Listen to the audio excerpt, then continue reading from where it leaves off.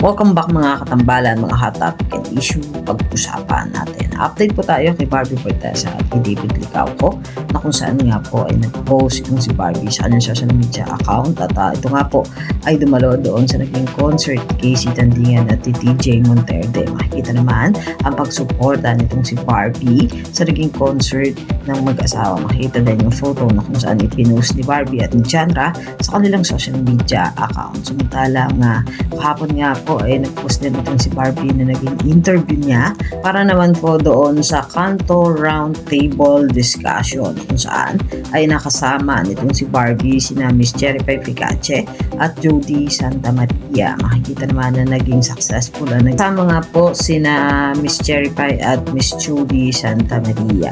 Samantalang isa nga po sa aabang naman kay Barbie ay ang until she remember na pagbibidahan nila ni Miss Charo Santos at Miss Boots Ansundrowa na ipapalabas nga po sa February 25. Samantalang si David Licauco naman po ay nag-post din ng ilang mga photo na kung saan ay magkasama sila ni Jillian Ward at ito nga po yung naging Thanksgiving Mass para naman po sa Never Say Die na pinagbibidahan nila David at Jillian na ipinapalabas nga po ngayon sa GMA Prime na talaga namang aabangan na may init na eksena gabi-gabi. Samantalang isa pa nga po ay ang naging taping nitong si David na kung saan ay may ilang mga photo na isinare itong si David sa kanyang social media account. So yan po yung mga update natin ngayon kay Barbie at kay David. Kayo mga katambalan, ano masasabi niyo? Comment lang sa comment section at pag-usapan natin. Yan ang mga hot topic and issue dito lamang sa Tambalang